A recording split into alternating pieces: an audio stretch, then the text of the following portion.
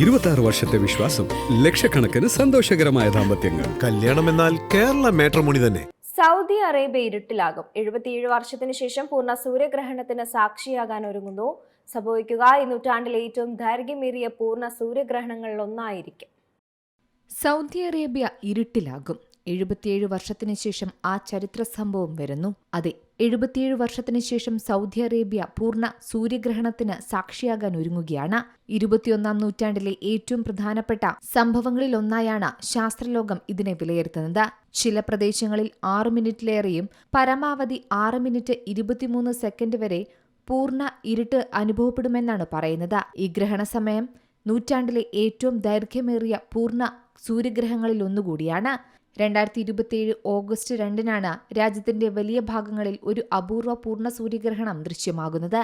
ദശലക്ഷക്കണക്കിന് താമസക്കാർക്കും സന്ദർശകർക്കും നൂറ്റാണ്ടിലെ ഏറ്റവും ദൈർഘ്യമേറിയ ഗ്രഹങ്ങളിലൊന്ന് അന്ന് ദൃശ്യമാകും. സൗദി അറേബ്യയുടെ കിഴക്കൻ പ്രദേശങ്ങളും തെക്കൻ പ്രദേശങ്ങളും 6 മിനിറ്റ് നേരത്തേക്ക് ഇരുട്ടിലാകുമെന്ന് തന്നെയാണ് ശാസ്ത്രലോകം പറയുന്നത്. സൂര്യന്റെ പുറംപാളിയെക്കുറിച്ച് പഠിക്കാൻ ശാസ്ത്രലോകത്തിന് കിട്ടുന്ന ഏറ്റവും നല്ല സമയമായിട്ടും ഇതിനെ കരുതപ്പെടുന്നു. റിപ്പോർട്ടുകൾ പ്രകാരം സൗദി അറേബ്യയുടെ അയൽരാജ്യമായ ഈജിപ്തിൽ ഗ്രഹണത്തിന്റെ പരമാവധി ദൈർഘ്യം അനുഭവപ്പെടുമെന്ന് പ്രവചിക്കുന്നുണ്ട്. രാജ്യത്തിന്റെ മറ്റ് ഭാഗങ്ങളിലുടനീളമുള്ള നിവാസികൾക്കും ഭാഗിക ഗ്രഹണം കാണാൻ സാധിക്കും. ചില പ്രദേശങ്ങളിൽ സൂര്യന്റെ 80% വരെ മറഞ്ഞിരിക്കും. എന്നിരുന്നാലും കൃത്യമായ സമയവും വ്യാപ്തിയും സ്ഥലമനുസരിച്ച് വ്യത്യാസപ്പെടും.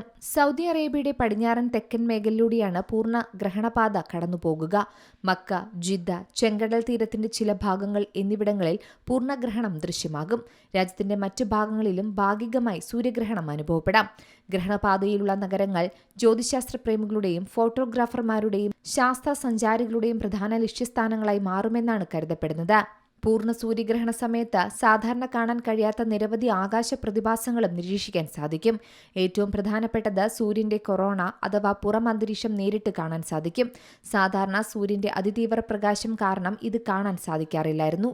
മാത്രമല്ല, ഡയമണ്ട് റിംഗ് പ്രതിഭാസവും ഇതിലൂടെ നിരീക്ഷിക്കാൻ സാധിക്കുമെന്നും ശാസ്ത്രലോകം പറയുന്നു. ഇതോടൊപ്പം പകൽ സമയത്ത് തന്നെ ചില തിളക്കമേറിയ ഗ്രഹങ്ങളും നക്ഷത്രങ്ങളും കാണാൻ സാധിക്കുമെന്നും പറയുന്നുണ്ട്. ഗ്രഹണ സമയത്ത് പ്രദേശത്തെ താപനിലയിൽ ഗണ്യമായ കുറവും അനുഭവപ്പെടും. News desk Zee Malayalam news. ഏറ്റവും പുതിയ വാർത്തകളും വിശേഷങ്ങളും വിരൽത്തുമ്പിലറിയാൻ സീ മലയാളം ന്യൂസ് എല്ലാ ഡിജിറ്റൽ പ്ലാറ്റ്ഫോമുകളിലും ലഭ്യം.